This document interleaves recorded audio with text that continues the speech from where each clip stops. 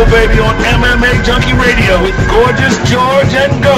This is what we doing while we do it, baby. We roll it! All your combat sports needs. MMA Junkie Radio, the fight capital of the world, Las Vegas, Nevada.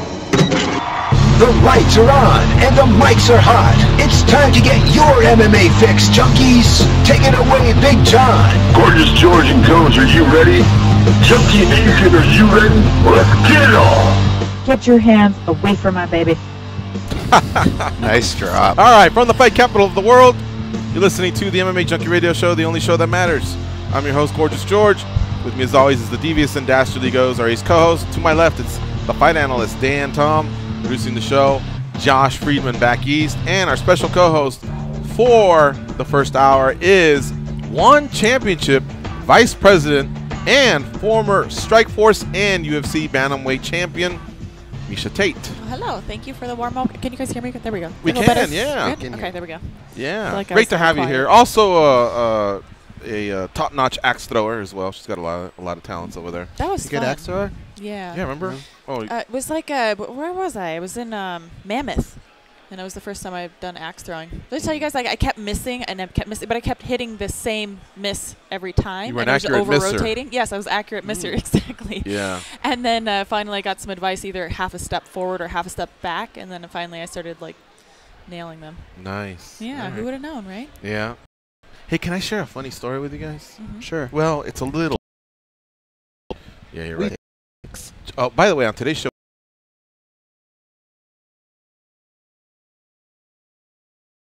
and John Makdessi willing to entertain that.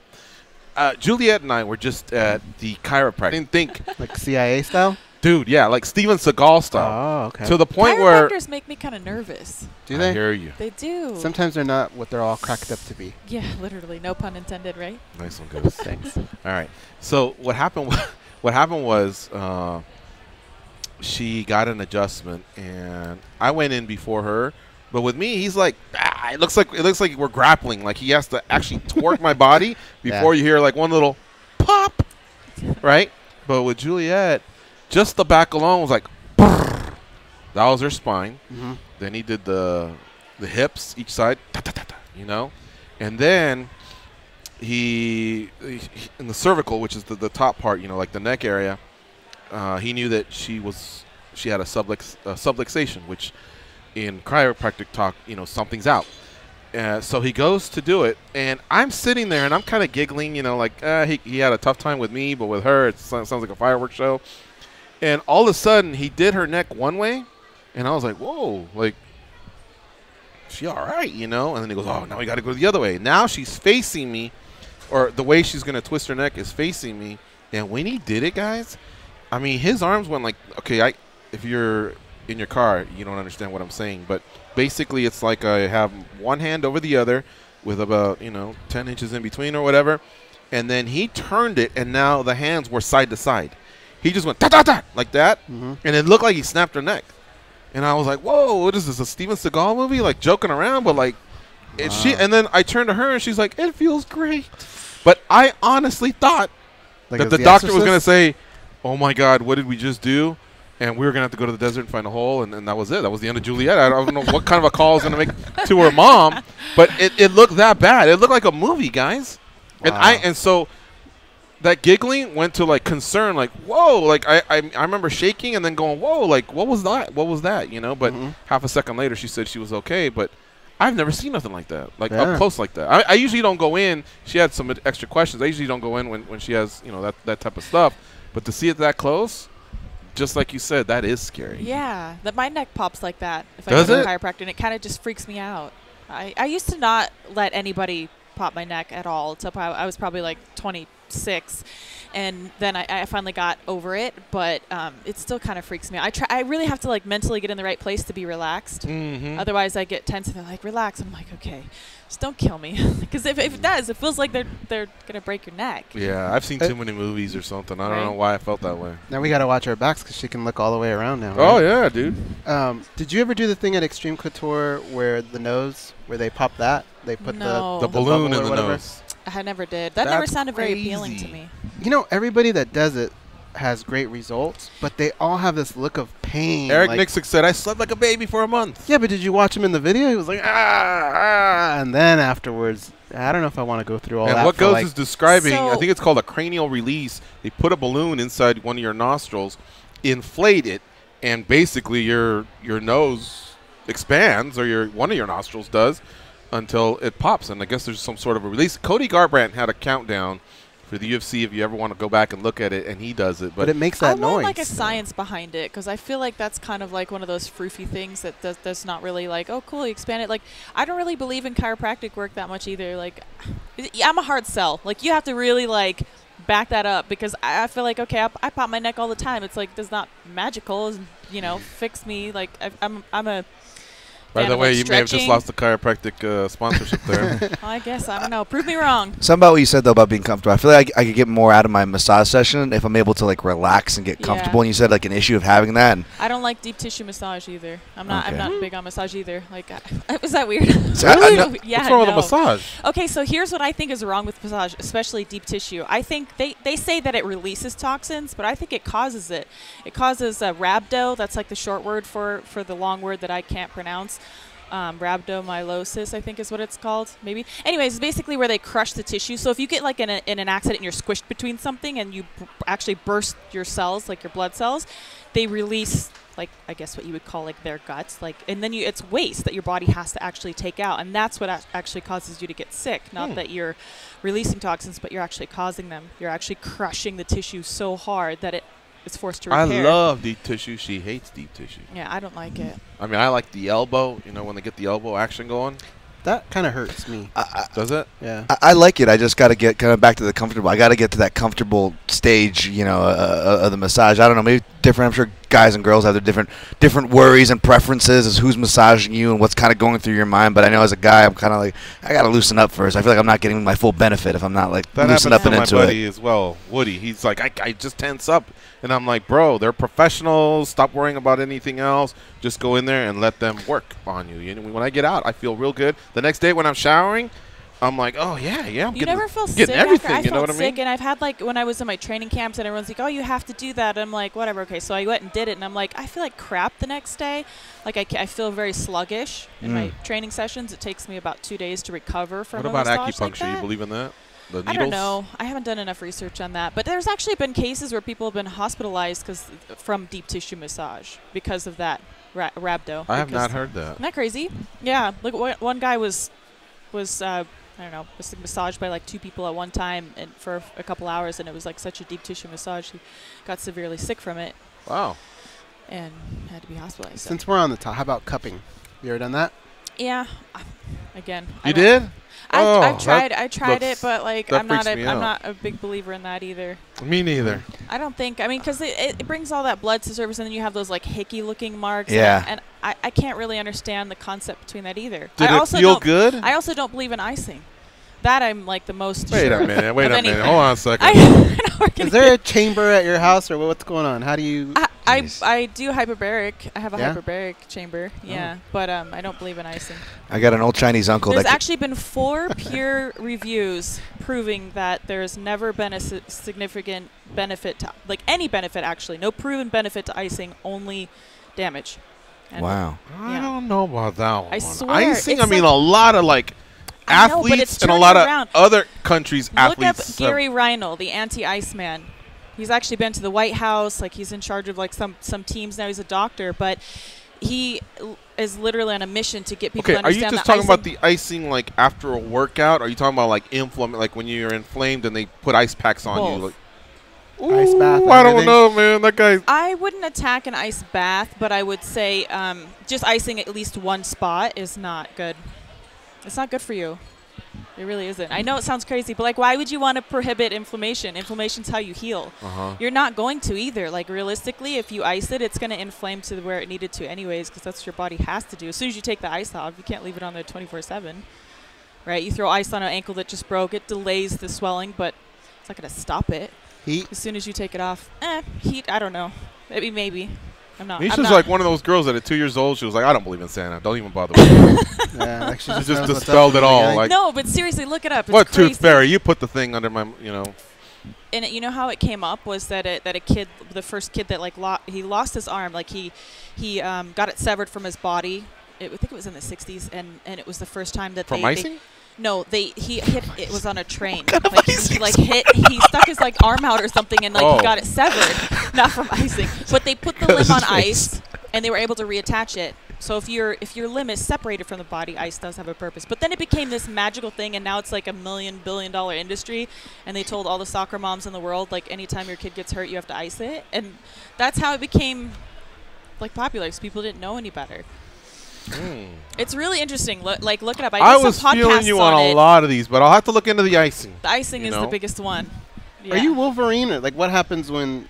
What do you tell? I was gonna say, how do you get better? Move. Your lymphatic system is what. Why you gotta call us fat? Lymphatic. Oh. Lymphatic system is a passive system, so the only way to like get inflammation out through your lymphatic system is to load the muscle. So you have to basically move. All right. Inactivity is the worst.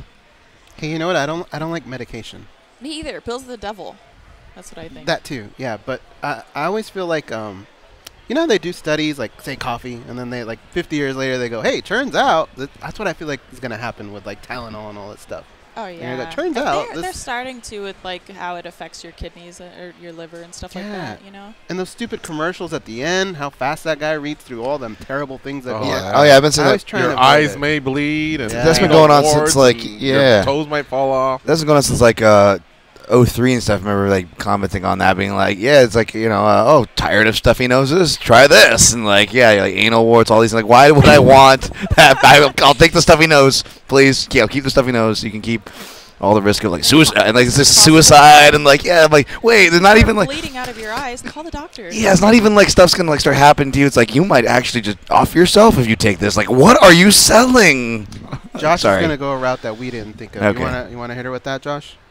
Yeah, I'm just curious, Miesha, where you fall in when it comes to like CBD products, like especially like CBD lotion. That's all the rage now. I was gonna ask the Northwest young lady about the cannabis. Yeah, I mean I don't, but I'm not against it. I think it's probably one of the better routes to go. I believe in that more so than pharmaceuticals. Oh yeah. Yeah, and I think that marijuana for lots of people have cancer, people eat pain management. I think it's one of the best ways to go, to be honest. But I think CBD has some good benefits. I'm not against it. I'm not a huge proponent of it either, though. I'm not somebody who like uses it, so I don't really know. But a lot of people say it's good for them, and the fact that it's natural, I'm more for that. Can we go back to massage real quick? Sure. Okay, so you don't think it helps, but does it at least feel good? So in other words, like Valentine's Day is coming up, right? If you got like a thing for a massage, would that make you happy, or would you be like, what's with that? It has to be like one of those happy medium massages. It can't be like a deep tissue massage, and it can't be like someone's just like tickling your back. Yeah. See, yeah, like, that would suck. No, it's got to be like feel good. Like I don't want to be in pain when I get a massage. All right, how about this? At all. You're sitting there no at elbow home. digging. No. Yeah. When you're sitting at home, and Johnny comes from behind and just goes, "How was your day?" and does that, do you like shrug him off like, "I don't like that," with a mean scowl, or are you like, "Oh, I'm melting," like? Yeah, no, it feels good as long as he's not like using his elbow. So it feels good, but you don't think there's a benefit to a professional athlete to enhance their. So I specifically said deep tissue massage. I don't believe in deep tissue massage, but I think for blood flow and for relaxation and all that could be great. I just don't think like that. Getting in there and grinding your tissue against, bone on bone is what it feels like to me. That's what I was going to be. That's what I was going to be surprised at what you're getting. Okay, if it's only deep tissue, I'm going to say massage because it sounds like you're proponent of natural healing. I'm like, man, someone's going to move to Asia. Careful, because it's like a whole different school there. I hate to say it, just to pay off what I said earlier. I have an old Chinese uncle passed away sadly, but he had was like a chiropractor out in China, but when he moved to Hawaii, his degrees weren't recognized, unfortunately, so he would just do stuff out of his garage. But I had lockjaw T&J, probably getting hit too much or something, I don't know, and they said, inoperable T&J, you can't, it's a big thing, and da-da-da-da. And I even talked to Dr. Moxley, one of the best oral surgeons out here, couldn't do anything for me, and went out there, pointed to him, in his garage, he didn't speak good English, kind of said, getting hit. You know, he pointed to he had an anatomy of a person, a little herb thing. I'm sure it was nothing or whatever. He just mixed his hands in, and I laid on his table, and he just worked my jaw. It hurt. It just was like a massage on my jaw for 20 minutes, and I've never had it lock up again. I did stuff where my stepdad was walking with a cane, Vietnam veteran, and was running on the beach that same trip, went from walking on a cane. So it's a crazy stuff, but sadly, and I'm not blaming Miesha. His, even for what it's worth, makes you feel better. His own son still didn't even believe in it out of that, and he actually became a chiropractor, but went through Western schooling and an actual college. It's kind of an odd dichotomy there, but just shows the different types of schools of thought, and I think there are truths to some, but I do like the point of views that you're bringing for sure. Yeah, I like healthy massage. Like, it's got to like feel good, to feel like it's doing something right. If it's like to the point where you're cringing and you're like trying to like hold your breath through it, I think that's too much. I think you're causing damage then. And I felt that too. Like, I've had a heavy one, and I have a person who does it now, by the way. She's awesome, but I felt that draggy feeling like the day after that you were feeling of. I'm not an athlete, so I didn't have to worry about anything. Yeah, but and I had to go spar the next day, and I'm like, really? Like, when your job is getting punched in the face, the last thing you want to do is anything that makes you feel like you can't hang in there, you know, because then you're just going to get beat up. It's not like a day in the office where you just like go and sit on your computer. It's a different bad day. It's a different bad day. It's like you're going to get your ass kicked. Are you missing MMA in any way as a competitor? You know, not MMA. You know, I haven't sparred since before I got pregnant at all, but I do like to go to the grappling classes, you know. Okay. I love jiu-jitsu, so I'm hoping to compete in that and some, you know, at some What were you thinking when Amanda fought Cyborg? Oh, I mean, I was really stoked when they were walking out. I was always against the matchup because I felt like, well, I mean, I guess Amanda could argue she cleared up the division. I thought Caitlin Vera was deserving of a shot. But whatever. But Dana's right about one thing. When the fight's about to begin, you do kind of have to pinch yourself and go, wow, Amanda's fighting Cyborg. That's pretty damn cool. Yeah. And I was wondering what a lot of the females thought, because that's one of them super fights right up there, like with like the series you had with Ronda, or when Cyborg fought Gina Carano back in the day. You know, I mean, there's been some pretty epic fights. Amanda's amazing. My God, that woman is incredible. She really is. And I remember saying time and time again, like, look, if you're asking me, gun to the head, who am I going to pick? I'm going to pick Cyborg because she's the woman to beat, and we've barely seen a chink in the armor with the girls that she's been fighting. And you know, Amanda's at every disadvantage. She's going up in weight. You know, Cyborg hasn't lost in so many years. You know, and so, but I remember fighting Amanda and thinking, like, that woman hits so hard. You know, her simple jab feels like a right hand. You know, and then her right hand feels like you got hit by a truck. And I said, if she lands that right hand, if Cyborg doesn't respect the fact that Amanda has enough power to knock her out, she's going to be in trouble. She actually, I was like, Cyborg needs a strategy in this fight. She's never needed a strategy in any fight. I was like, she really needs a strategy in this fight. And Amanda went out there and she landed the right hand. And you fought a former professional boxer in Holly Holm.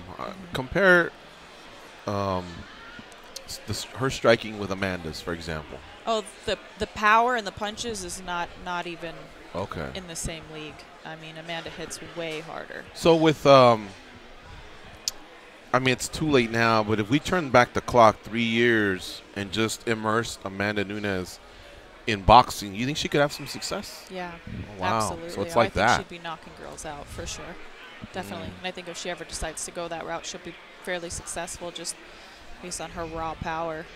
She's so strong. She hits so hard. She's very pinpoint. She's very efficient with her strikes as well. Like, much more not accurate. much gets wasted. You know what I mean? She makes you pay for every strike. She's patient. Like, she doesn't just rush in and wail. I was very impressed as well. Yeah, I was shocked, but it's one of those things that I kind of knew having fought her. You know, it's crazy to see it happen. It's crazy to see Cyborg go down like that, especially that quick.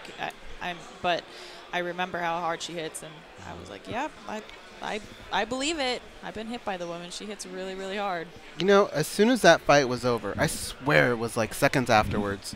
Did you see the meme where it has 4 of you, and it's kind of like a Mount Rushmore type picture? You're in it, Ronda's in it, Cyborg's in it, and Amanda's at the top. Do you agree with that? Yeah. It kind of made sense, right? She kicked all of our asses. Yeah. You know? So let's be frank about it. But the four women hey, being up there and all that. One of my, like, my if I had a resume for fighting, I guess I do, but, like, one of the things that it has to list now is that I lasted longer than Ronda and Cyborg combined against Amanda. Why not, right? Right? Isn't that cool? Yeah. I'm like, hey, you know, That's what Al said the other day towards Connor, right? He goes, hey, how come you didn't go the distance? I went the distance with Habib. I didn't even know where I was half of that fight. I was trying so hard to recover, and she just kept finding me and landing those punches, and I just couldn't get away. I don't even remember shooting in that fight. I went back and watched it, and I was like, I shot? I was like, I don't remember. I mean, I remember the first one before I got hit, obviously, but the desperation shot later after I was busted up, no recollection of that, or being on the ground or anything. I don't remember any of it. All right, we got to take a quick break. Let's do that right now. You're listening to MMA Junkie Radio on Fight Nation 93. We have Miesha Tate in the house, and of course, in addition to the executive job with one championship that I listed earlier, also her being a former bantamweight champ with Strikeforce in the UFC, she's also a fellow Fight Nation colleague. She hosts MMA Tonight on Wednesdays, every Wednesday with Big Mac, Ryan McKinnell. So you got to tune in and check it out. 3 p.m. Pacific, 6 p.m. Eastern. So in other words, tomorrow. Anyway, we'll be right back. We'll talk about that and some more stuff when we come back.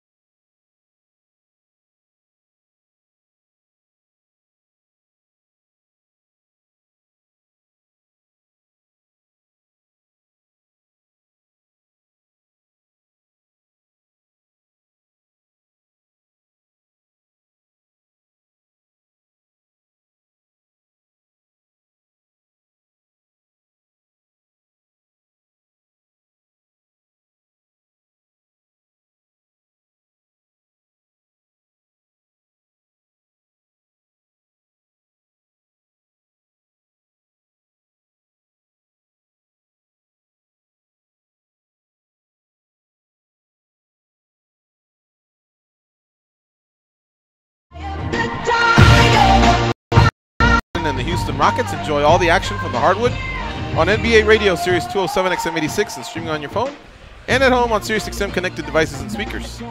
Miesha Tate from MMA Tonight is our guest co-host here this first hour.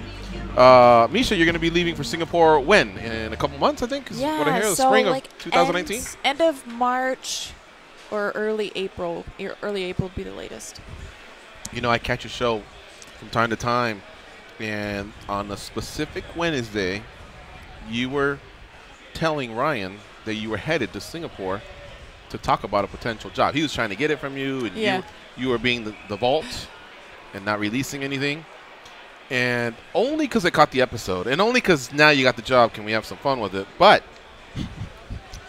it couldn't have been more than, I think you told him you were leaving right after the show or something like that. Do you remember that? Yeah. Okay. Yeah. And so then I happened to be up like at 1 a.m. or midnight, and I'm scrolling through Twitter, and the announcement's been made. And I'm like, she couldn't have possibly arrived in Singapore, met Chatri, discussed it, and so obviously a deal must have already been in place, or maybe you guys communicated while you were on the jet or something. No, but we had discussed it, but to my knowledge, he changed when he wanted the announcement. He wanted to make it sooner. So to my knowledge, it was going to be, when I got there, they were going to make the announcement. But he did reach out to me and ask, can I make the announcement now? There was some press meeting that he wanted to announce it at, and I said, sure, go ahead. I was at the airport in L.A. But by then you already knew what the offer was and that you wanted to be a part. Yep, I was just withholding information. And you're moving there with your baby, and that's home now. Yeah, it's it's not indefinite. We're going to be expats, so to speak, so we'll be there it's a 1 to 2 year plan. I think we're going to kind of reevaluate in a year, and obviously it's not just me. My goal is 2 years. But I do have a family to consider. I think it's going to be... Johnny got signed by one championship. Yes. Okay. Yeah. So, from, again, listening to MMA Tonight, you're going to be a consultant, but I thought I heard you say you're going to be calling fights as well, like, I guess, the third man, or in this case, third woman in the booth, Chevello, color commentator, I forget his name, I'm sorry. And you'll be actually on the mic participating as well? 2 events a month. Nice, okay. Yeah, so as they're expanding and, the new partnership with TNT and broadcasting in the States, there's just going to be too many shows for the same group to do it every single weekend, and eventually want to get to Friday and Saturday shows on every weekend. It's going to be a little much for just one crew, so we're going to kind of rotate in and help each other. And I'll be a part of the Evolve fight team as a coach as well, so I'll be part of athlete development. And what else am I going to be doing over there? I think I'd be heading some charity work and possibly do my own reality show. Didn't it sound like she said beheading? A little bit. I was like, wow, somebody's on the line. They behead people in Singapore? Wow. I know that they no, that's why she's practicing the axe. They cane people. I know what for, too. Tagging. You're not a graffiti artist, are you? No. Okay. Then and you say I do like graffiti, though. Do you get it from spitting your gum on the That's a $500 fine. Oh, it is? I think that drugs is death. Okay. Maybe beheading, I don't know. And caning is from graffiti. Wow. I thought that they caned for spitting, they can cane for spitting gum on the street as well. I know they don't sell it there. They don't sell gum. It's not illegal to have it, but they're not going to sell it. It is illegal to spit it on the street, though.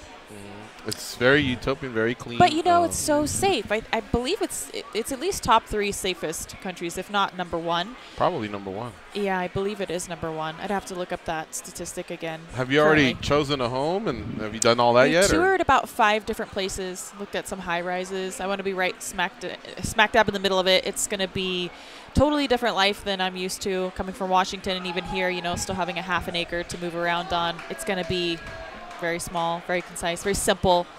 But I'm excited to embrace the whole culture over there and the change and everything.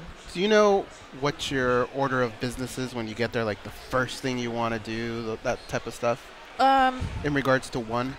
In regards to one, well, obviously the first thing I want to do is start, training at the gym and being a coach. But that's Evolve. That's kind of a different business, even though it's under the same umbrella. I think the first thing that I want to do is just get accustomed to the office, getting to know everybody, and I think the first thing that I want to do is look into the charity work. Chatri, the CEO and chairman of One Championship, has a huge goal of ending severe world poverty, like worldwide. He wants to end it. So Chatri's a very giving man. He's got a great vision, and he's very humble, and he's all about camaraderie, in the business. It sounds kind of crazy, but it's not a money-driven business. It's all about like family. Like it's a very family feel, and the emails that we get, it's just all about like welcoming and promoting and like helping each other, being there to support each other in a different way than I've ever seen any major business organization run inside the States. So I'm very looking forward to that. I think it's going to be a great fit for me there as well, but I'm excited to help him move on those charity benefits. A lot of people love One Championship because it kind of reminds them a little bit of Pride with the fighting style that you're allowed to use. If you were still fighting and you were a free agent, would you ever fight under those rules? Is that something that would make you happy? Yeah, for sure, definitely. Soccer kicks. Hey, it's why withhold any of it? Yeah. Realistically, I think the dumbest rule in MMA still is that the no 12-6 elbow. Like what? So you're telling me that I can do this to somebody and bash them in the face with my elbow, but this, which is more powerful? Honestly, a motion like that is not nearly as powerful as me winding up and putting my body down into an elbow. It's just silly. Sometimes people who make the rules is like. Plus, how do they know it's not an 11:45 to 5:45? That's why is it 12 to 6? I know that's legal. All you need is that little angle. Yeah, if you're doing it this way, 11 to legal. 5. I should say just 11 to 5 or not straight 1 up to and down. 7. Yeah. Well, the elbow can only go back so far, so I always look at it as you could either take a hammer and go like that, or take a baseball bat and go like that. I'd rather get hit by the hammer like that than the whole wind up and all that. It's silly. Oh, that's brutal. All right, I do want to ask you a question. You're not going to like me, but I think it's fair, and I think it's what people wonder. In the summer of 2018, another major MMA website came out and did a study on the business of One Championship. And for a little while, just like any big story in MMA, it was a hot topic, and then it goes away. Did you also talk to Chatri about that? I hope you know what I'm talking about. Bloody Elbow. They did. It was the financials of One Championship. Maybe they aren't what they represent, because all we've heard is great things about them. They're worth $1 billion, and they're going to be worth more, and the places are sold out. But then we heard other stuff, and you're pretty business savvy. Aside from managing fighters, you've been behind the cameras and everything. And did you hear about that report? And did you also have your questions? And if so, did he answer them to your satisfaction? We have not discussed that. So I wish there was more insight that I could offer. But I think once we go over there, we'll be in connection more on a regular basis. Right. The biggest hindrance right now with the communication is the time difference. It's so different. It's like a 15-hour difference. So there's that, and the expectation, which is, again, it's crazy because Chatri is not. He has really very little expectation of me at this point until I move over there, and even then he's like, you should take your time, get adjusted. It's not a rush, it's not a race. Just we want you to be happy, we want you to be feeling good about everything. But as far as I know, with the One Championship, what I do know is that Chatri is a very, very smart man, very intelligent, and I'm sure that he has a long-term vision. A lot of people think that he's spending too much money here, and I've heard the criticism that they're throwing money at this fighter and that fighter, but I know that there's a long-term vision beyond that, and there's some major investors in One Championship, and Now, Lauren Mack is a good friend of ours. You know Lauren from the PR team over there at One Championship. Have you met him? Yeah. Yeah, and he has sworn that One Championship is, it's a strong company with strong backing. Also, since the report, they signed Demetrius Johnson, Eddie Alvarez. Rich Franklin's been with them for many years. Matt Hume's been with them for many years. Another good friend of ours, Michael Chavello. He lived in Vegas for 10 years. He's signed. He's their play-by-play announcer. So even though that report came out, and Chatri also debunked it, well, I should say he had a strong rebuttal towards it.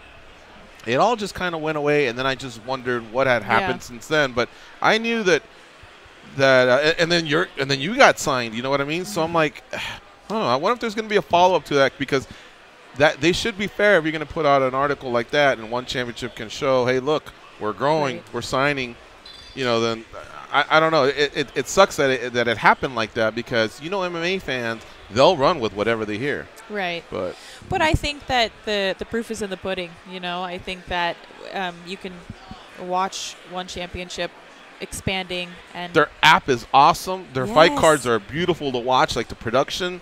You know what I mean? And now the fact that they're signing a lot of North American-based talent, whether it's on the exec level like yourself or those other fighters I mentioned, and they said they're Chatri not is a done yet, and they're on stickler. TV. He's a stickler for attention to detail. TNT. Yeah, and he is all about his brand awareness and the value of that, and he's just incredibly intelligent, incredibly driven, and he's got big plans in the works, and the one championship is doing just fine, and it's going to continue to grow. I mean, they're capitalizing on the potentially the largest market in the world in Asia. Yeah.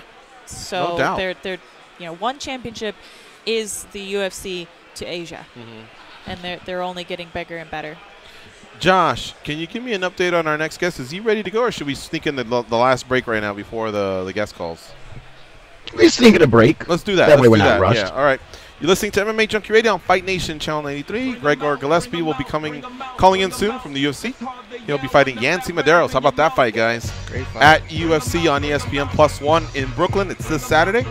And, of course, we have Miesha Tate in studio here for the first hour. So hang tight. Lots to discuss here as we wind down this first hour.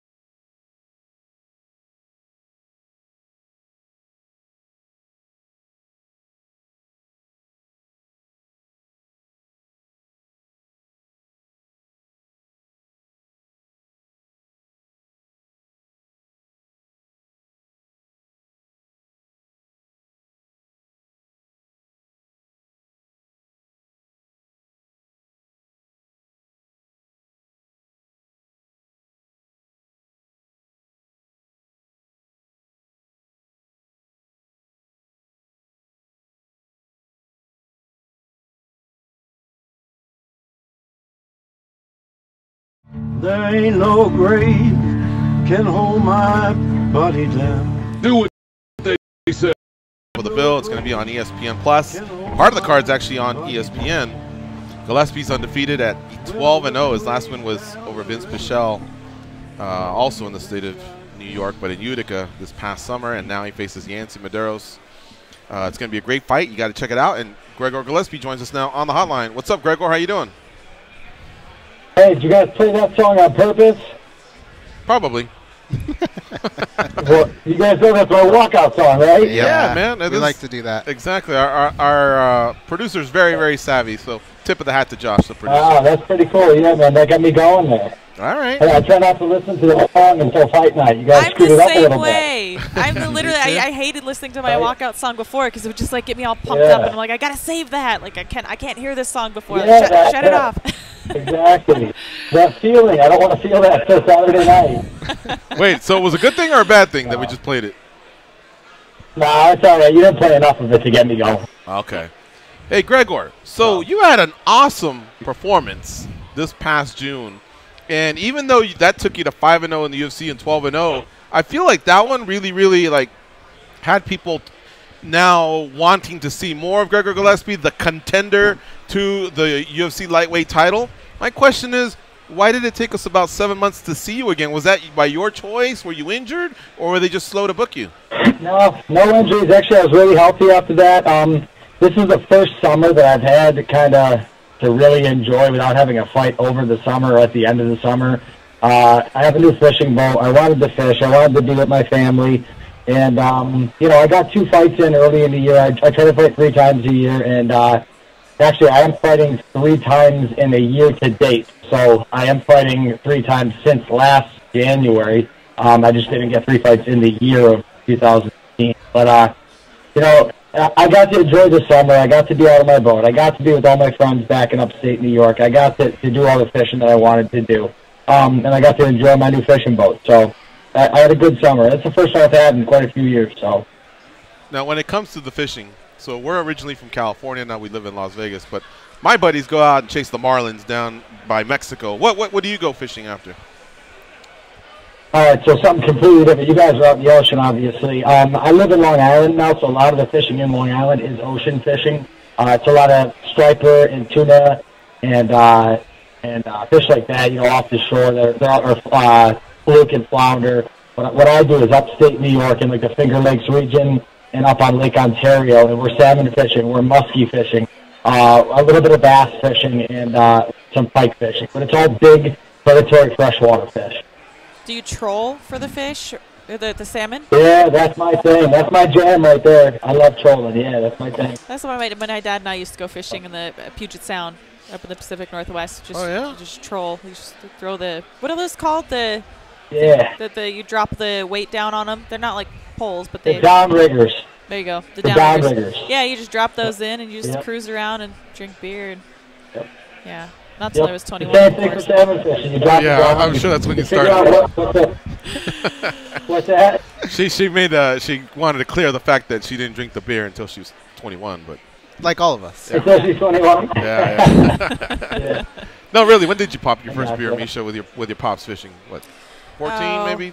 No, I wasn't quite that young, but I don't think I was quite. Yeah, I was like probably my teens. All right. Yeah. Fair enough. Okay, so we're all. So we're all of we. Yeah. Or did that make sense? Anyway. All of we. All right, Goes. What do you have for Gregor Gillespie? Gregor, now this could be 6 straight here for you. Have you had a conversation with the matchmakers about where a win here puts you? Like what type of opponent would be next for you? I don't. I take things one fight at a time.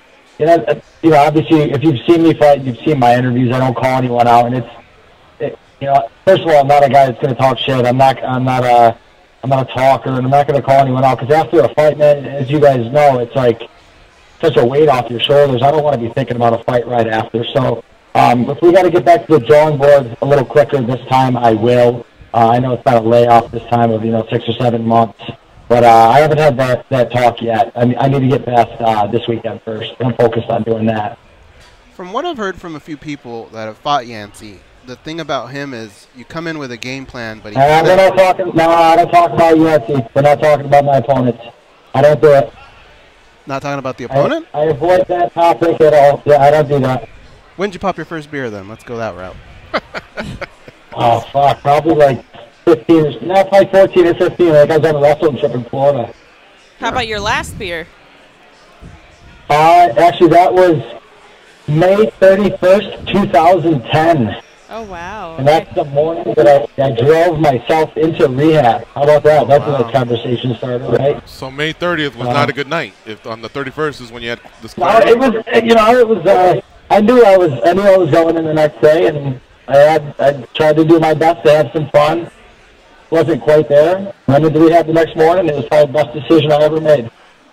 Wow. That's amazing. What a cool story. Yeah. Was MMA what?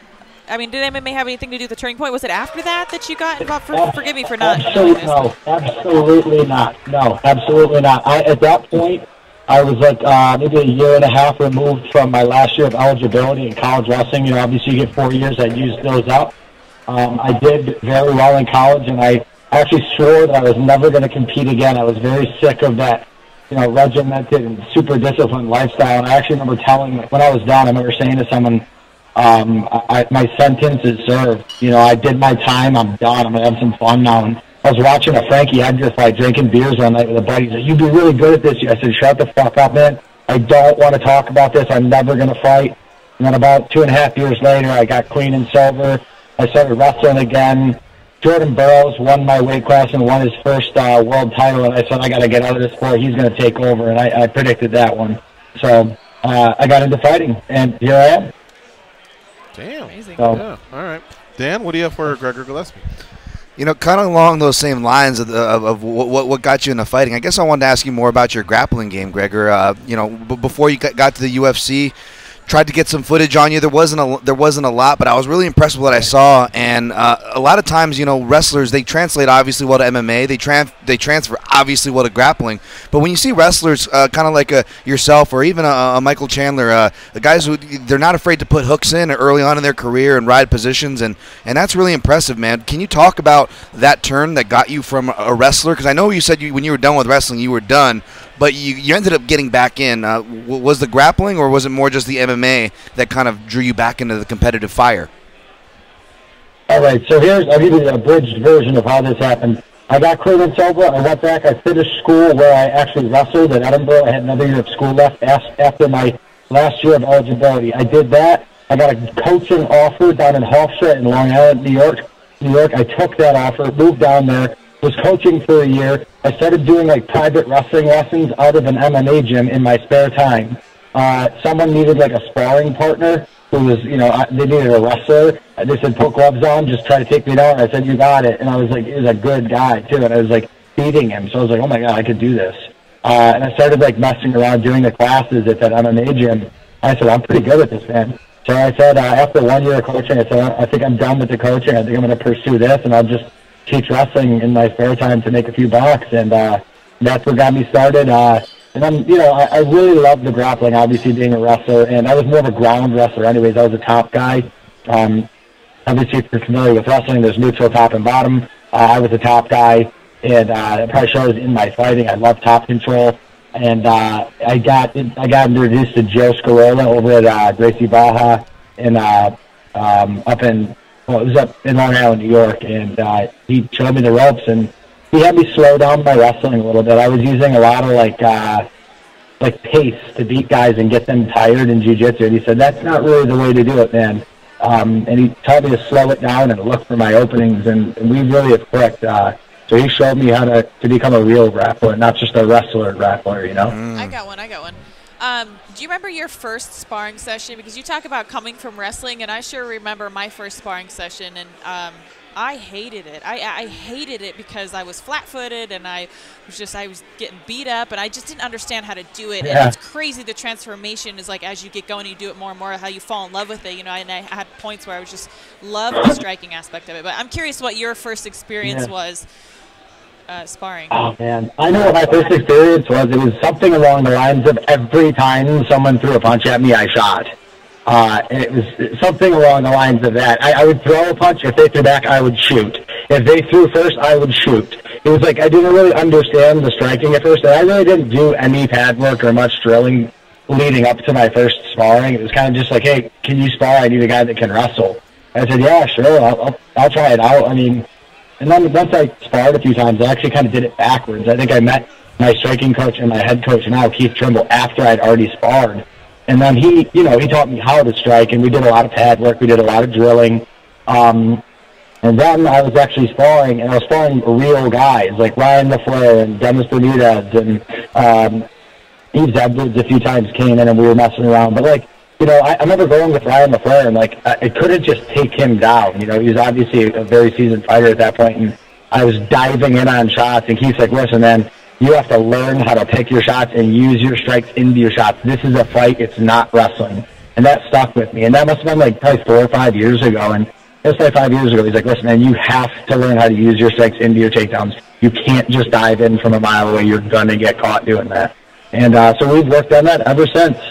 But I remember one of my, like, probably in my first year of sparring, I was sparring Ryan LaFleur, and he's a lefty. He threw, like, a really hard round kick at my head, and I blocked it with my right arm, and he actually broke my ulna, which I had to have 2 surgeries to repair. Yeah, I was out for 14 months because of that kick. That broken arm, I'm hearing more and more about it. Brad Tavares just went through something like that. Yeah. All right, Gregor, thanks very much for hanging with us here on Fight Week. We wish you the best of luck on Saturday night, and hopefully we can talk to you again post-fight. But in the meantime, good luck on Saturday. Thank you, guys. I appreciate it. We'll talk soon. All right, we'll see you, Gregor. All right, there you have it. It goes down on Saturday. The ESPN era starts in the UFC, and it's all headlined by Henry Cejudo versus TJ Dillashaw. Cannot wait for that fight. Who do you like in that fight, Miesha?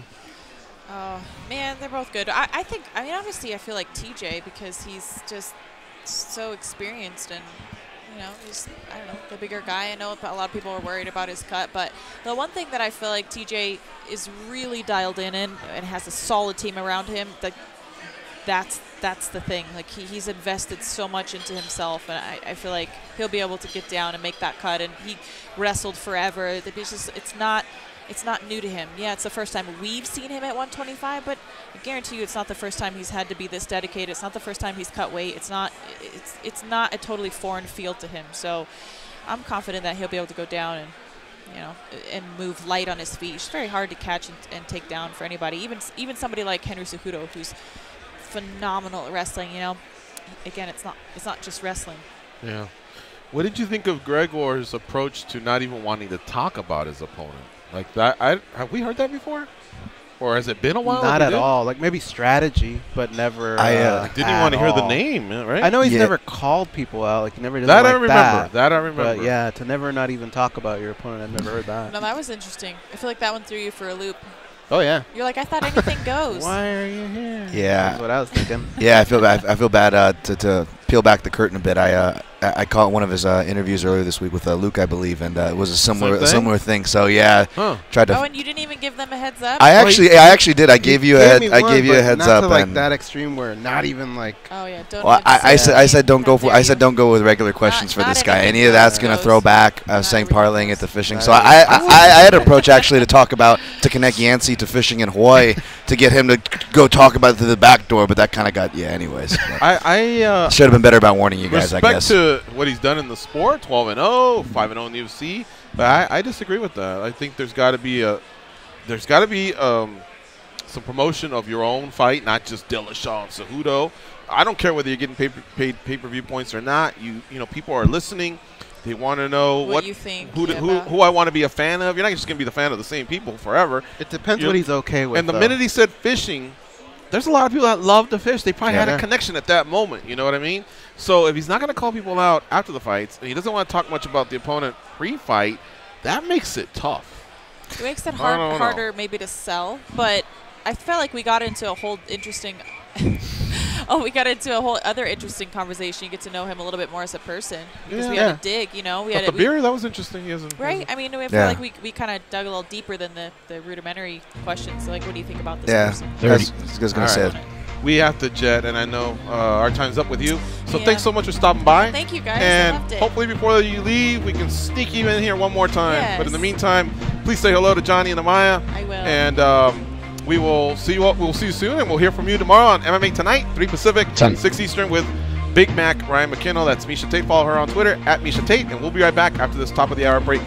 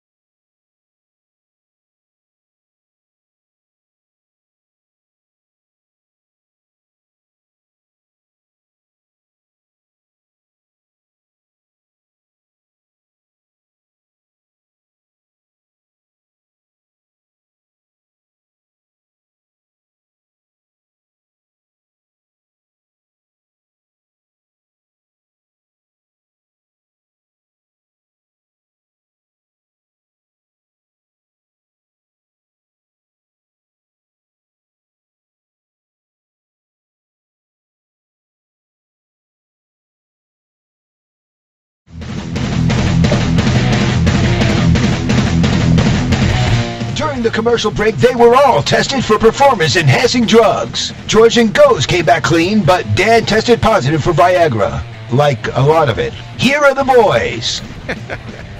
All right. Big thanks to Josh, man. He's been killing it. He booked Gregor Gillespie and Miesha Tate. So thank you very much, Josh, for that. Jumbo. Always. Yeah. I want to go back to Gregor Gillespie. I want to be fair here. It is fight week. And look, there is a measure of success he's had to whatever his strategy is of, look, I'm blocking everything out, because you do have to go in there with a clear mind. Otherwise, you're going to get fucked up, you know? But I think if he's okay with it, then... But he has to realize that probably if the boss heard that, he'd say, what are you doing? That's just the thing, exactly. There's two things. I'm glad you brought that one up. One is, what does the UFC think, and what are they going to do if, let's say Gregor goes to 6-0. At some point, he's going to be in Cejudo or Dillashaw's shoes, and a lot of people, even more than just MMAjunkie, a lot of the people that they line up for you to do media with are going to ask you that, and like, for how long can you keep that up? I don't know, but that's from the business side. Will they want to put you in that position to headline? Two, I'm telling you, I think I'm batting 1,000, or if not, 995 when it comes to fighters who have been very conservative in their careers in the way they handle themselves or how they want to handle themselves, with respect, with class, with professionalism, hoping that by being a good guy or gal pays off in the end. And what happens is, before they retire, they have a little bit of a bittersweet moment knowing that, oh, wow, this isn't how this particular business works, and being more vocal. And I'm not saying you got to go out there and trash everybody and, you know, F-bomb Twitter left and right, but you know what I mean? Like, that approach, you just wind up seeing how a lot of people, they're either bitter because they didn't cash in, or they're late in cashing in. And, you know, I don't know. I feel bad, and maybe I shouldn't, because I know they don't feel bad for me when I'm struggling, you know, so why should I feel bad for them? Because I feel like we're giving them a platform, but I'm telling you, it happens all the time. Do you think the UFC's just in a different era where, you're right, a win here, that's 6-0? Do you remember when, like, guys like Dennis Bermudez, wasn't he like 8-0 at one point, and still not even, he was maybe like outside looking in to getting close to a title shot? That's way too much. You can't let yourself get to that. And that's what I'm saying. Like, if he's okay with it, then I guess. Well, they are all going to tell you. You want that belt. They're all going to tell you they're okay with it. Yeah. But then what's going to happen is, well, it's going to happen in a few years. They get overlooked, and then there's going to be an interview where they say, I guess in this business you got to be loud and vocal, or you got to say this, or you got to say that. Yeah, that's unfortunate. It is that way. Can I weigh in on Gregor? Sure. Yeah. All right, I was trying to say it earlier before we went to break. Again, I'm actually a big fan of this guy and do a lot of research on him, not just for fights, but when I research these cards guys, I'm not just watching their fights. I'm watching all their interviews. I'm watching everything I can get a hold of, like a serial killer, which is another reason why I spend so much time on these. But yeah, it was one of those things where some guys you got to approach. I'm kind of jumbling kind of two parts here, what we were talking about before and what you guys are talking about now, because I think they marry well together. But I'm fine with that, man. I'm fine with that approach as long as you're willing to open up in other areas. So back to how Gregor is, and just by his own admission, I don't want to talk about fighters. I don't want to promote. I understand what comes with it. Not me. I completely respect that approach. Part of me, yeah, from the martial artist side of things, I can respect that. Yeah, absolutely. Why not? It's your moment, man. It's such a heavy moment. It's such a stressor. I get stressed just writing a paper and trying to make a deadline, and I got to remember the one time I had to meet some dude in a cage or something, or even through exhibitions and stuff, which aren't as hefty. They're still you get nerves to it, and much less what these guys have to do. Man, I totally respect that. You want to focus on your opponent. You're about to step into a cage, something that most of us criticizing them for not doing, won't or will never do. Believe me, I get that, but you got to make something else interesting. If you don't want to sell us, you're a trash talk. If you don't want it, then whatever it is, fishing, whatever it is, let us in. So, like, for example, I would have been fine. I would have asked maybe Gregor about music. He mentioned music getting pumped in, and I always find it weird. He's a New York guy, but he's into fishing. He's got like a mullet, but he's got these tattoos and hairstyles. So me, I'm kind of putting the things together in music, and he seemed pretty receptive when you guys were talking about drinking experiences or other fun things. So I would give him a pass, I guess is what I'm trying to say, a bit long-winded here. And I give guys a pass in general for that stance, because at the end of the day, he's right. If you win, they can't deny you. Sure, it might be more of a John Fitch approach to the title, but there is some truth to that, guys. Are they going to wait longer? Sure. He admits as much. Yeah. But if they're okay with that, I say it's okay. I'm actually pretty lenient on that, and give him a pass. I'll give him a pass on post-fight. I mean, I'd rather him say something post-fight, but I'll give him a pass because I've seen others do it. This is the first time I've ever seen someone do it pre-fight. And so my answer would be to that. The thousands others that have fought have not had a problem with speaking about their opponent. Why is he so caught up in that? Like, what is it about it that I guess he prefers? I mean, there may even be an answer to that. You see what I'm saying? But he seemed to like just shut down anything that had to do with Yancey, and I don't see that. I'll even play devil's advocate to that. I think you're right. I think we haven't seen that post fight in his words, but I think we've seen that post fight across the board. And I'll say this: we've seen the vanilla answer. Oh yeah, sure, I think he's great. Or yeah, man, I'm worried about me. I'm worried. So I guess what I would ask is, would you guys rather have that answer for the 100th? Just playing devil's advocate here. Yeah. Would you rather have that answer for the 100th time, or a guy go, no, I'm not talking about him. I'm talking about me. And even a little bit of attitude to it, and distinguish he did, And pre or post? Pre, because again, the generic answer with an attitude, yeah, he seemed to have some sort of a psychological fear, maybe, or I don't know, maybe it even dates back to wrestling. It does. It goes back. The interview. Then that could just be his thing. That's what interests me. Maybe I was bound to hear it for the first time, and this was it. That's what I find interesting. I give him a pass for our show. Okay. But knowing that you're going to get to a level where you've seen situations where people are on the dais and their opponent is right across from them. You see when you're at a UFC and right when the music starts, what do you see? The co-main and the main event, and they're talking about each other. If you know you're going to have to do it eventually, shit, you better start working on it now, because there's no way you're going to tell the brass that, and they're going to say, okay, you go ahead and do that while everybody else has to. Yeah. So I would say if you know it's coming, then you better start practicing it or something, if it is like a psychological thing. Yeah. All right. Well, again, I mean... But I did like to get to know him. That was kind of cool. Yeah. Yeah. Thanks to Gregor Gillespie for his time, and thanks to Miesha Tate for her time. She's going to be off to Singapore for possibly 2 years. But she promised she'd come back before she leaves. She's talking about the spring of 2000... Hell, I think she said March or April of 2019. So we'll give her about 7-8 weeks and then say, hey, one more time for old time's sake. Get in here, Miesha, and co-host one more episode with us. And should have asked her this during the show, but we ran out of time. But just to confirm, I'm pretty sure of her answer. She's going to still do MMA tonight. Josh, you know a little bit more about that, right? I think she's going to get the hardware, and she's willing to do the 4 a.m. wake-up time to keep things going? Josh actually stepped out for a second, so it's Gabby holding it down right now. Oh, okay. Gabby, do you happen to know the answer for that? I'm pretty sure she's staying with us, yeah. Oh, nice. All right. He's coming back. Yeah, but he's walking back in. I'll make sure he gives you the exact correct facts. We got him. Now. Where do you go? He went to the bathroom for the 15th time tonight. So. Did he go with the sports page? Is he dropping a deuce? Yeah, how long has he been gone? I mean...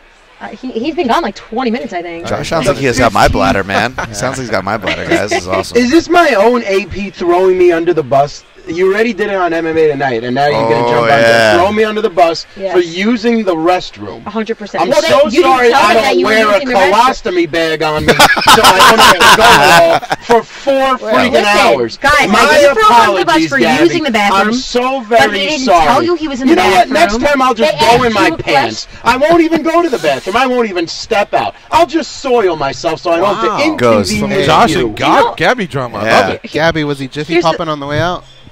Here's the thing. He's got a lot of problems because I don't care that he went to the bathroom. Have a good time. Do whatever you got to do. But they threw a question to you on the air, and you weren't here because you didn't tell them you went to the bathroom. Well, I figured you could step in for me. I don't know everything, Josh. Hey, that's true. Just saying. Our hosts in line. Let's save this clip and use it to make our case that SiriusXM needs to issue colostomy bags. Oh, my God. All right? That was awesome. Yeah, absolutely. SiriusXM colostomy Hey, Josh, bag. so the question was, Miesha Take one Tate, home with you. She plans on still doing MMA tonight, right, from Singapore? I sure hope so. I mean, the time zone, it would be a morning show for her out there. So, you know, hopefully it all works out. Because, I mean, honestly, doing that, yeah. I mean, yeah, I sure hope it works out. I'm not just saying this, you know, because I work with her and everything. But she is like one of the best people that I've ever worked with, and it's truly been a pleasure. So I sure hope that she can continue moving over there. If not, we'll just have to somehow get her back here. I don't know, sabotage the job or something, because it's been a pleasure working with her. Yeah, no doubt. All right, John Makdessi, by the way, will be joining us in about 10 minutes, but I want to keep going through. Oh, all right. Go says it's time for the phone call. Let's do that. Junkie Hotline, who do we have? Marco from Waco. What's up, Marco? Hey, how you doing? Marco.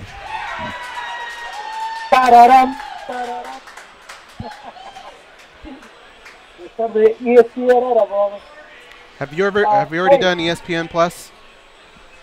Yeah, I do know, man. I got taken care of at the beginning of the month. So I had a hardcore. So that's what, you know. Hey, real quick with Gregor Gillespie, if he doesn't care about promoting himself, why should I care about him? You know, I think he's a fantastic fighter, but we're on the ESPN era, man. I mean, Cejudo was on the Sports Center today promoting his fight, you know? If he's going to be a world champion, make us care. Otherwise, you know, let's see like Jim Miller. See how it worked out for him. Like Dennis Ramirez. He said I worked out for him too. Marco, why is your call so terrible? Like, no, not the content. I like what you're saying about Gillespie. We're on the same side. I'm talking about the quality of the phone call. Like, it sounds really muffled. Are you on speaker? Or do you have a pillowcase over your head? What's going on? I do have you in a speaker. I'm trying to take. Wait. Can you hear me better now? Yeah. Okay. So, when it comes to the fight this weekend, I was thinking, you know, about the super fights and champion versus champion. Of all the belt holders that have had two different weight class titles, how people have been moving out from the weight class. I mean, Randy Couture from light heavyweight to heavyweight. So did DC. GSP went from welterweight to middleweight. Conor from featherweight to lightweight. DJ Penn went from freaking lightweight to welterweight, and Amanda went from bantamweight to featherweight. Historically speaking, the guy that comes from the lower weight class has been winning. Now, we got the opposite direction here. You know, we got the guy from the higher weight class coming down, but I don't think that it's going to hold true, because who is going to be the more, quote-unquote, replenished guy by fight night? The natural flyweight is Cejudo, and everybody's seen the pictures of Dillashaw. I mean, fantastic fighter, but I am concerned. I do not know how it's going to work out for him. If I'm a betting man, I'm putting my money freaking Cejudo this weekend. Peace out, man. All right. I saw Cejudo on ESPN, and he looked confident.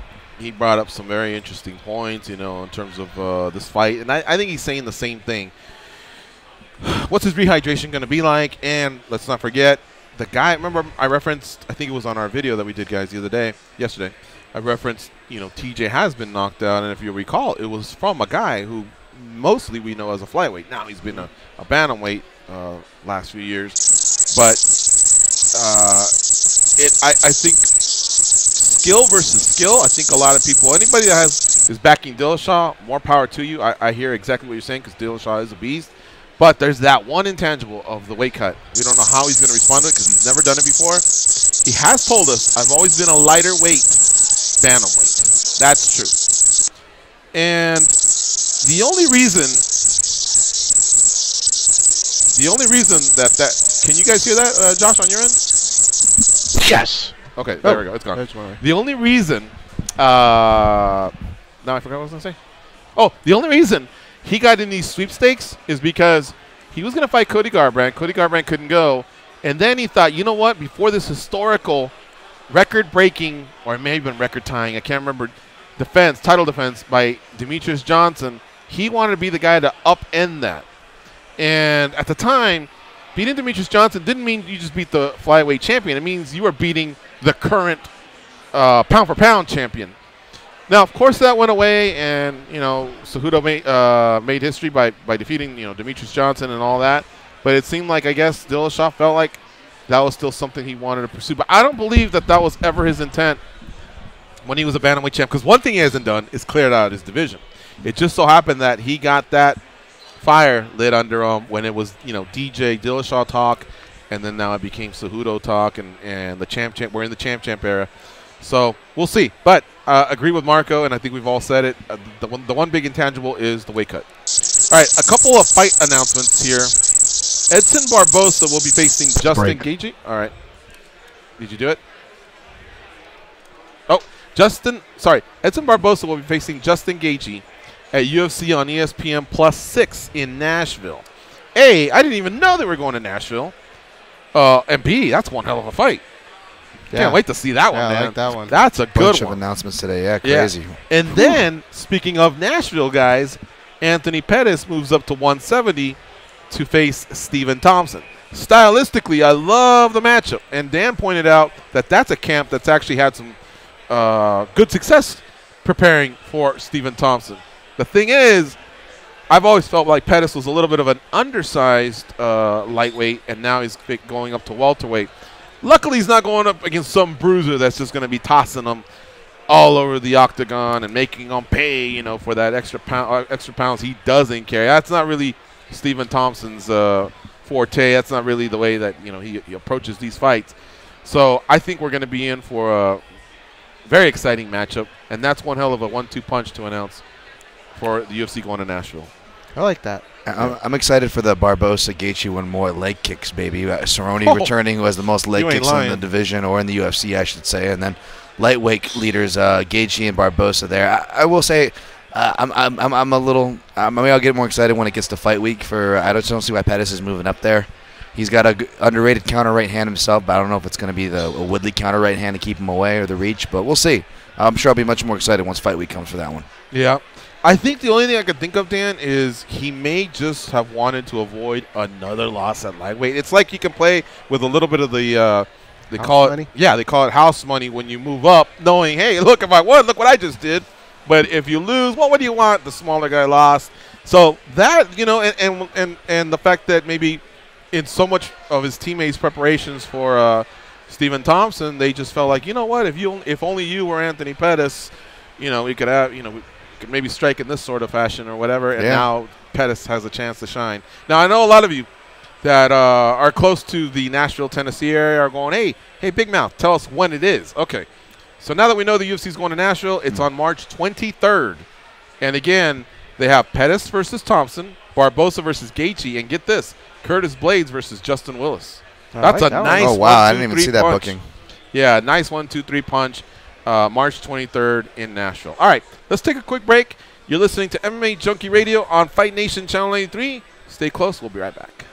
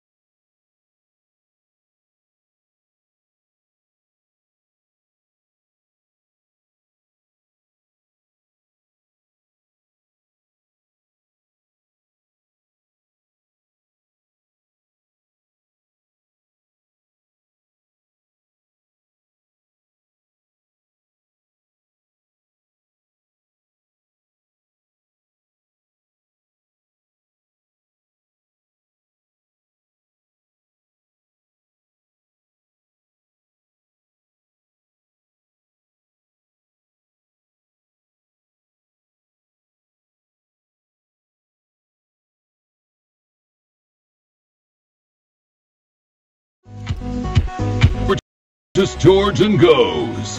All right, now that was the voice of Gilbert Burns, who was a guest of ours here on MMA Junkie Radio this past week.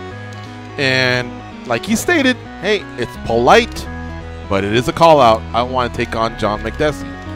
So guess who got a hold of me this past weekend? The Bull. Yep. Well, his people. But yes, basically through him.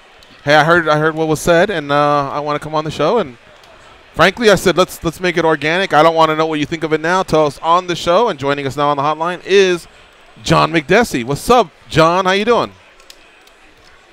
I'm doing great. How are you guys doing? Good, my man. Happy New Year. I think I'm going to say that till midnight tonight, and then after the halfway through January, I'm going to stop saying it. So you're probably my last Happy New Year. And it's always great to talk to you. It's too bad we only got to talk to you a couple times in 2018 because you only fought once. But it sounds like your ears were ringing because I was told your people told me that you wanted to come on the show and maybe talk a little bit about Gilbert Burns. Yeah, for sure, man. I will. Thank you. Happy New Year back to you. Oh, thank you. Yeah, so basically, so once I found out about Gilbert Burns' call-out, I found it very interesting. At the end of the day, it's all about giving the fans excitement. So he called me out. I'm not a guy who calls out fighters, especially in the 155 division. It's a stacked card, stacked division. So once I heard news about him, and I knew that I also know that he fought in one of my fellow Canadians, Leo Bay. So I found it a pretty interesting matchup. He goes out there, he gives an exciting fight, and I think it will be a great style matchup, especially in Philadelphia, where it's going to be the first time the UFC will appear and on the ESPN card. Look at you! You already know what card you want to fight him on, huh? Yeah, well, the Philadelphia card, that's the one that he also called me out on. He wants to be fighting on the Philadelphia. All right, so you were feeling the call out and the location. Yeah, that makes sense. Why not? He's on a win streak. He's a very dangerous opponent, and this is a great matchup for the fans. Mm-hmm. And even though he was very respectful, he didn't talk shit or nothing like that. A lot of fighters sometimes take the call out, regardless of how it is. Sometimes they take it personal. What would you think of the call out? And is it just two lightweights competing, or did it become in any way personal just because he mentioned your name? Well, at the end of the day, of course, it's personal. It is me. He called my name out, so I do take it very personal. But also, in the end of the day, we're fighters. That's what we do. We go out there to give the fans excitement. That's our job. And so, like I said, I'm not a guy who's gonna call. We don't need to talk shit at this point in our career. I'm a veteran. I believe that when it comes to the Canadian market, there's not too many exciting fighters. And he beat a Canadian fighter. So I think it's time. I really want to bring back the MMA community back to Canada, back to Montreal, and get the fans behind me. Yeah, I'll tell you what. You have no. Here's what I'm trying to say. It's not a big deal that you feel that way. I think back to 3rd grade or something. And maybe you guys can relate. If we were playing dodgeball, and there was 2 team captains. And they go, all right, you choose. And you're just standing there like a Momo, like the other guys, hands in pockets. And then they go, goes. And the other guy goes, damn. Then another guy goes, Makdessi. And the other guy goes, Burns. You're taking it personal that you're not one of the ones that has been chosen. Like you're 3rd down the line, and finally they go, George. And you're like, oh, fuck. You're walking to him going, thanks. But even that can be taken personal. Like, well, why wasn't I chosen first? Or why did he go before me? So, yeah, you know what? As respectful as it was, the minute he did say his name, a lot of people just take that personal. But you know what? That's part of the fight build-up. And like John Makdessi said, they get to settle it. They get to compete in face punching. You know what I used to do when I got picked last? What? This is my tip for everyone. When you get up and walk with a limp. That way most people go, oh, it's because he's got like a bad leg. Imagine Kelvin Gastelum. That's probably what he felt like for that whole season When he was chosen last on his season of The Ultimate Fighter, imagine the chip he carried on his shoulder. Although he wasn't very public with it. And now look at him. He won that season. He was a pretty successful welterweight. A lot of people forget he took Tyron Woodley to a split decision, the current UFC welterweight champ. And now he's fighting Robert Whittaker for the middleweight title. Now, of course, I believe that chip's gone, and he's proven he's a quality fighter. But I'm telling you, man, us humans, like anything like that can just rile us up. So, but you know, I like John's approach, man. This guy's a veteran. He's been doing it for a long time. John has 16 wins in his MMA career with 9 knockouts. Gilbert has 14 wins in his career with 5 knockouts. So both of you have won 3 of your last 4, John. So you're both carrying some momentum. And you like the location. It sounds like you're healthy and ready to start a fight camp and fight in about 2 months. Exactly. Yeah, exactly. I dedicated my whole life to martial arts. I've been training. You know what I mean? I don't come from a fighting family, so you know, obviously I had my ups and downs. But I feel I'm at my best, and I'm very happy that someone out there had the balls to call me up. So, and at the end of the day, I respect all fighters, but this is business, and it's about to get. It's all about entertainment and exciting the fans. And everyone knows my style. There's no boring fights with John DeBoer. There you go. All right, Dan, Tom, what do you have for John Makdessi? Hey, John, you know, obviously, you know, we talked about the matchup and whatnot, but I'm just more curious, between matchups, you know, we haven't seen you since July. What do you usually do? Are you a guy that needs a regimen? I notice a lot of fighters, or just, you know, human beings in general, I'm wired the same way, that some people just need regiment when they don't have a fighter training camp. Are you the same way, and what do you do, John? Well, actually, I mean, I'm actually been very busy. You know, I've been working on myself, personal development. Been working on my business on the side. I have investments. I have, you know, I'm an entrepreneur, and I mean, training is a part of my. It's like just for me, it's like oxygen. You know, I don't really need a regimen. I just need a target. I need to focus on a target, and once I have a goal set, and you know, everything else takes its course. So this is why, you know, I mean, training and fighting, it's all about having the right game plan, having the right strategy. Most important. I hear you there, John. But as far as the business goes, you mentioned that. Just curious, is this something brand new? Something you can talk about? Something you have planned for after fighting?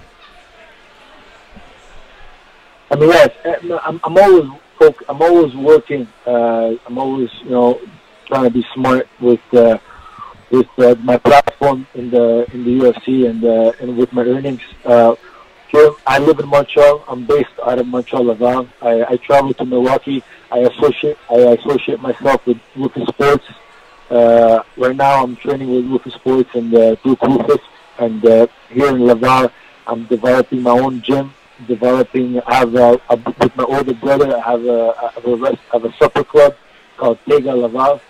You know, I'm just trying to, you know, planting seeds and just, you know, try to be a smart businessman, give back to my community, and to especially, you know, be close to my family. Is the gym currently open, or it's being built? No, I'm still in work in progress. What will the gym be? Will it be like a gym for families, for kids jiu-jitsu and women's cardio kickboxing, or is it an MMA gym, or what's the gym going to be like?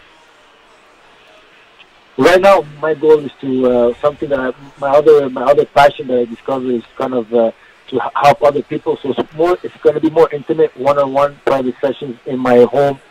I'm going to start it out small in my home.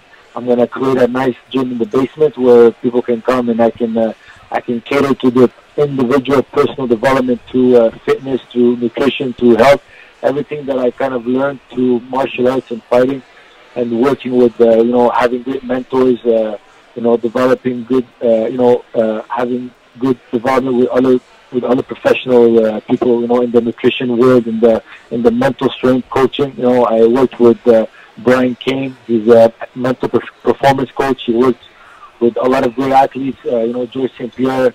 He worked with Vitor Balfour. also my mentor in nutrition, Ben Hoffman, who helped me with the weight cutting and how to eat properly and how to be more functional. So, I mean, at the end of the day, it's all about my thing is kind of to kind of fulfill my how can I say, to fulfill my soul. You know what I mean? In you know, falling in love and falling in love with the lifestyle of nutrition, fitness, and healthy lifestyle. You know, with the active life. Gotcha. All right, Goes. What do you have for John Makdessi? John, I like how you've looked in your last couple fights, but what I'm trying to figure out is, to you, were those things that just kind of started to click for you, or was it almost like a rebirth of yourself? No, I truly believe. I think every you know, as an artist, as an entertainer, you know, sometimes we go through a blockage. You know, so I guess I was you know, I don't want to say the wrong thing. It's just, I guess I needed a re-spark. I needed to revive my my motivation, my inspiration, and I needed a different outlook. So this is why, in the past, I never really traveled. I always kind of tried to stay in my bubble, in my comfort zone. And by me traveling and working with other coaches and working, you know, discovering new skills and adding new tools to my arsenal, it kind of it gave me a rebirth, you know, a different style. You know, if you watch my last fights, you'll see a new evolution of John Makdessi. You know what I mean? I'm gonna come forward if I have to. I can stay in the pocket. I can counter the guy. I can play offense. I can play defense. I will agree, John, that in the last 2 years, man, things have buttoned up really, really nice with your striking, and you're a lot more daring. You're strategic. Actually, you're actually more strategical as you became more daring, and I think it's because you're very efficient with your striking, and your defense has become a lot better. So it's been noticeable for sure, man. And I think Gilbert Burns is a quality matchup. Like I said, you both have won 3 of your past 4. So I like it, and the fact that you agree with it, man, this is great. It all happened on the MMA Junkie radio show. That's why you guys. That's why, you know, you guys are. You know, I appreciate you guys. You guys always been. You guys always give me the time and the opportunity to express myself. Right on, my man. All right. Well, listen. Thanks for the time as always, and hopefully the matchmakers are listening, and hopefully they can book this and make it happen. Philadelphia at the end of March. We really appreciate it. I know that either way you're going to get something pretty soon, and we'll be talking about it when your camp is over and when fight week is upon us. So we'll talk to you probably in a couple months. Sounds good. Have a good day, guys. Take care, John. We'll see you. All right. I want to give a shout out to the chat room. Punch Drunk, Ryan McGuire, Mike Gonzalez, DJ Quest 562, and big thanks to Mitch Mayberger for making the John Makdessi interview happen. All right, I'm a little panicked here. Why goes on that end? Just this beeping that we're hearing in the background. We're trying to trying to figure out what's going on in it. The Vegas Golden Knights are playing tonight. Oh yeah, they are. Yeah, what's the score? Can you 0-2. We're down losing. 2-0. Yep. Why is everyone cheering? Did they bet against the Vegas Golden Knights or what? I thought we were winning. Basketball, probably, huh? Oh, that's what they're cheering for. All right, got a couple action. I know the Lakers play tonight, and the Lakers have not been doing good as of late, to the point where Luke Walton's job might be in jeopardy. Now, granted, their superstars out, LeBron James, and with that comes 27. Let's take a quick break. Let's do that. You're listening to MMA Junkie Radio on Fight Nation Channel 83. We'll be right back.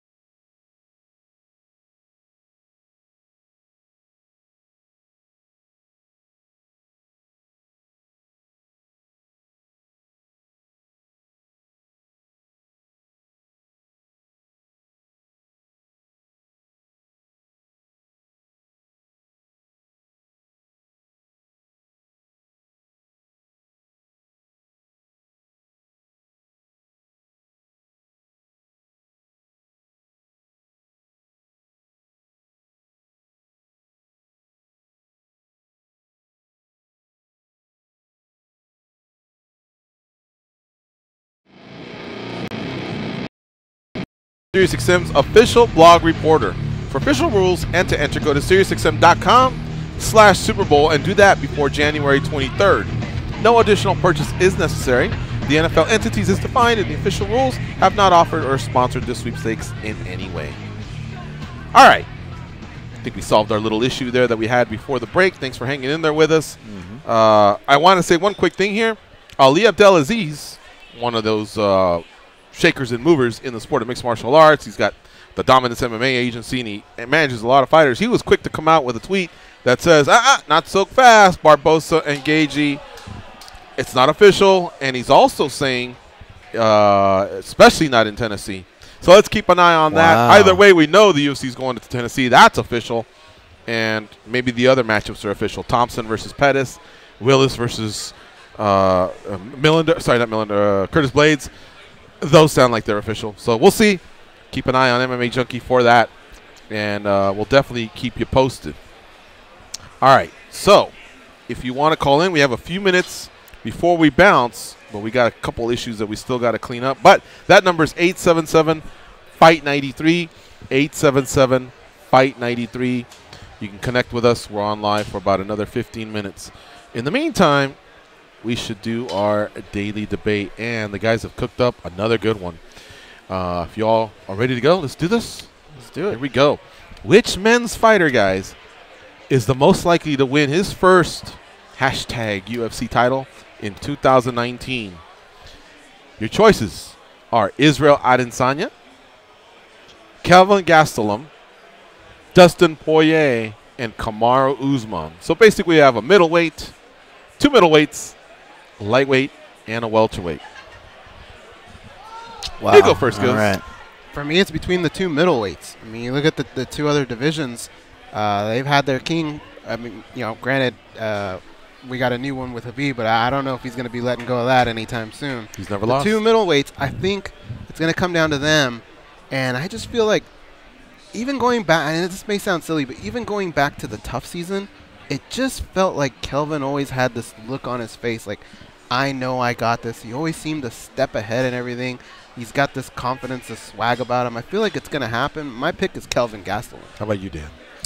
It's tough. I want to go with Kelvin Gastelum because I feel like if you're going to say Israel Adesanya, you have to say Kelvin Gastelum. He's the guy in front of Israel Adesanya. He's the more proven fighter overall. I think that's fair to say. But at the same time, I'm actually going to go with Israel Adesanya. I think it's tough. I could see Usman having his day. Poirier was my favorite fighter to watch. You just sign me up, I'll be there to watch him. But the lightweight is so confusing right now. I don't even want to touch it with a 10-foot pole in regards to title talk. But Israel Adesanya, I do believe, not just the hype, a breakthrough fighter, yada yada yada. Stylistically, I feel like he is one of the better cases. We've seen longer switch stance fighters who are striking specialists like Stephen Thompson be able to get the better of a Robert Whittaker, and Robert Whittaker has had a lot of southpaws who can wrestle, i.e. Yoel Romero, to kind of get him ready for Gastelum. So I'll go Izzy. Wow. All right. I'm going with Usman. Yeah? Yeah. Usman. Okay. Yeah, but not a bad option. Here's I why. think he's a tough matchup for Woodley, too. Yeah. We'll say that. Yeah, and so I'm playing I'm dicing up the question. All right. Which is the most likely to win the title in 2019? See, Robert Whittaker, if he gets past Gastelum, which I know Gastelum's a live dog, have you noticed he gets injured a lot?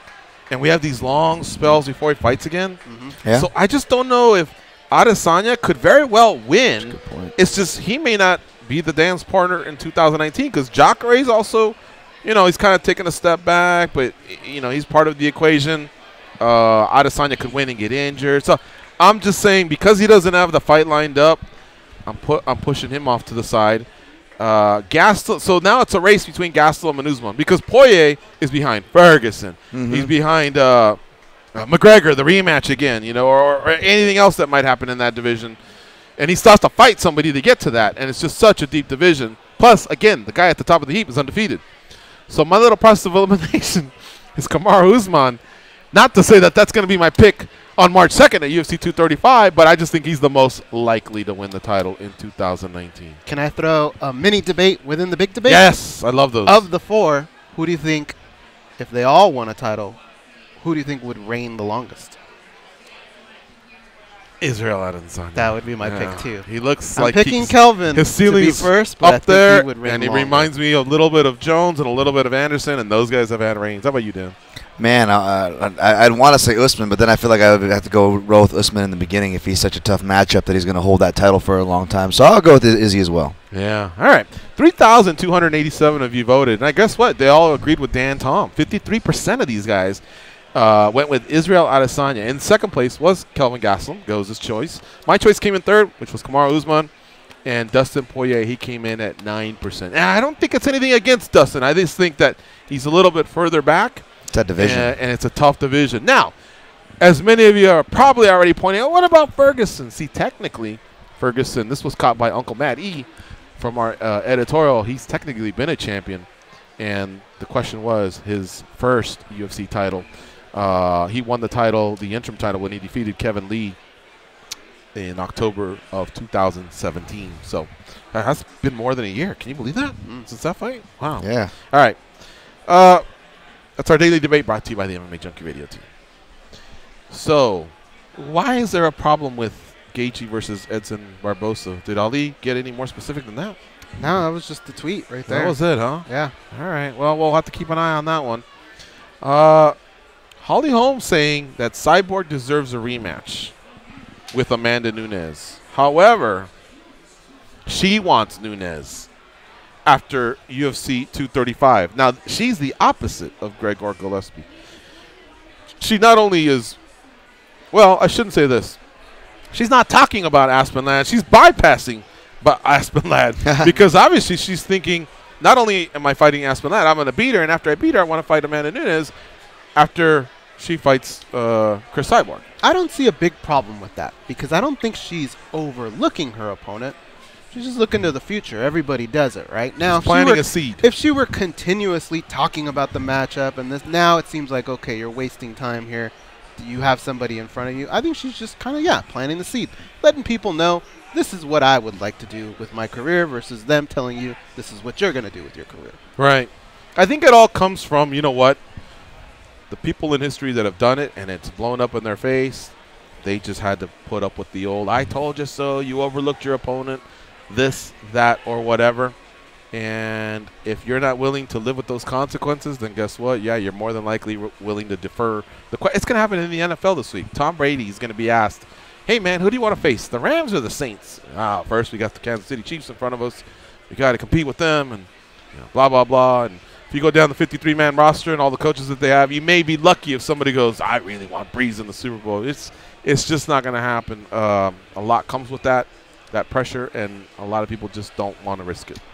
So what about if you just run back? I mean, assuming Holly Holm beats Aspen Ladd, why not just run back Holm Cyborg again? I mean, Holly definitely, arguably, other than the Nunes fight, I think she gave Cyborg the toughest fight of her career. Run that back, winner gets Nunes. And have Nunes fight Ketlin Vera in the meantime? Give Amanda time. Yeah. That might work. No. Look at Josh. Right, hey, what was this is where I become a Muppet. What was with Amanda Nunes saying, no more 145, she's struggling to get in her jeans? Have you seen that? Yeah, I think Instagram? that was just kind of... She's goofing, right? Mm-hmm. So what she's trying to say is she put on a few pounds to get to 145, and now she can't get in her 135 jeans. And so that's why she doesn't want to go back to 145. But that was it. I didn't read into... I mean, people started commenting, is that the end of the division? History's been made, blah, blah, blah. And she's got money now. She can buy more clothes. Yeah, I think I read into it too much. I thought it was just a funny post. To touch on Josh's point, though, and this is just the way I think, there is no way in hell I would fight Chris Cyborg unless a belt was on the line. If you tell me I have to fight her and if I win, I don't get nothing for it, I would lose my mind. Yeah, that's I a fair agree. point. That is a scary woman, man. All of those names we just. But then what do you do with Cyborg, though? Yeah, I don't know. I don't know, man, and I don't know how Cyborg at first was very respectful, but within a couple days she was already kind of pining for that rematch a little bit. It's something about waking up the next day and everyone not calling you champ or at least acknowledging you as the champ. That's got to be pretty difficult for some people. I know I'm a little bit of an egomaniac, so if I had that title and now all of a sudden you're not calling me that, I'd be like, how do I get it back? Others just aren't as consumed, and they could care less. Anyway. Do you like when in the era I think that you and I were born in, once you win a title, you just kind of keep that name champ, right? It's like if you were to run into Barack Obama, you would still call him Mr. President. Well, you're supposed to. Away, yeah, you're supposed to. Right? So there's been a lot of times where Randy Couture comes in here and, what's up, champ? Yeah. I think once you have it, you keep it. But I know what you're talking about. But I think the newer generation doesn't really do that. It's like it just went away. Right. That kind it's kind of more of an old school reference that I would probably do for everyone up until maybe the McGregor, Ronda era. And I think a lot of it also has to do with your age and correlation with a lot of those athletes. Like I'd still probably do it for BJ Penn, George St. Pierre, Randy Couture, some of the names you name, but I don't know. I would probably do it as part of my job, but just out in the open with some of the others, I don't know that I would do it. What's so funny? I was trying to tell you there's a call, but I did this right when you said BJ Penn, and it looked like I was just doing BJ Penn. You leave him hanging with the Shaka sign. Let's do that. Who do we got? Who's on the hotline? Kevin from Chicago. What's up, Kevin? How you doing? What's up, guys? What I want to talk about was Stipe Miocic.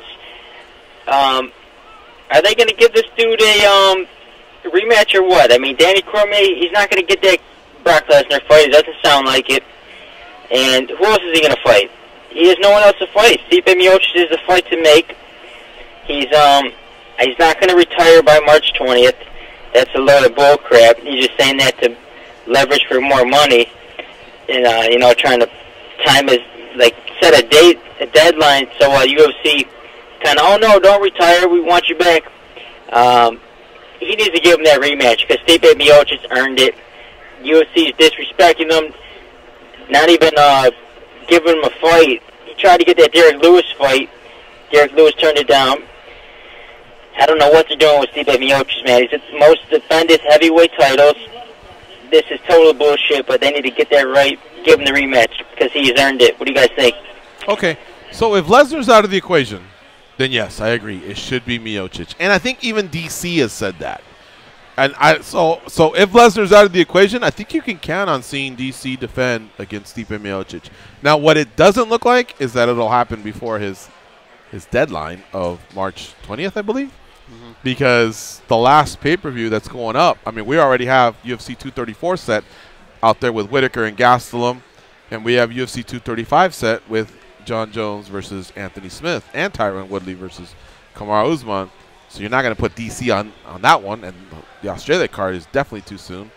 So now you're looking at April, and I guess he would probably break his self-imposed deadline to fight Miocic then, if Lesnar can't go. And if Lesnar can go, then I think DC will just take on Lesnar and then sail off into the sunset. You're a hardcore fan. Now, that said, if him and Lesnar sold, well, I was going to say if they sold 2 million, that's even more reason to leave. But DC's a businessman, too, and he notices these things. You know what? It's as simple as Kevin said. There's no one else. Curtis Blades had a good shot until Ngannou derailed him. So there's really no one else that stands clear. Lewis derailed Volkov. DC took out Lewis. Ngannou took out Blades. And nobody else has really, I guess, created that kind of traction. Fedor's over there at Bellator. I mean, he's the kind of name where if you just signed him, you throw him into a title shot. And Vitaly Minakov, who's number 3 in the USA Today Sports and MMAjunkie rankings and is undefeated as a former Bellator heavyweight champ, he's been gone for so long from the major organization. He did go 3-0 outside Bellator. He's just not a needle mover, so you couldn't just sign him, even though he's with Bellator. You couldn't just sign him and walk him into a title shot. So what Kevin's saying is accurate. The only way things fall apart is if Jones and Cormier run into each other at a nightclub, shit goes down, and then all of a sudden both of them make a call to Dana White and say this just has to happen, then it will happen. But how are we going to get John at a nightclub, George? That's true. That's the tough part. Come on.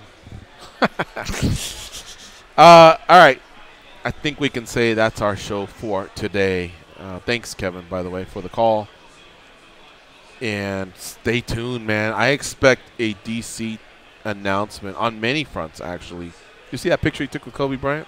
Yeah, it was cool. I think something big in the entertainment business is coming for DC. Well, Watch out, it might have been DC. him Dan, you might have asked him something a while back ago that you could tell it was something there. It had to do with like Good Morning America. I asked him about Al Roker, Al Roker, but I kind of hit a nerve. You could tell.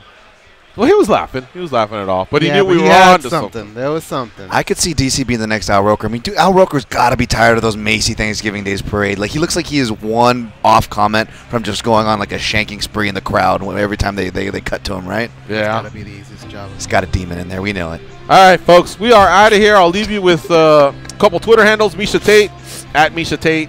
Gregor Gillespie, at Gregor_the_gift.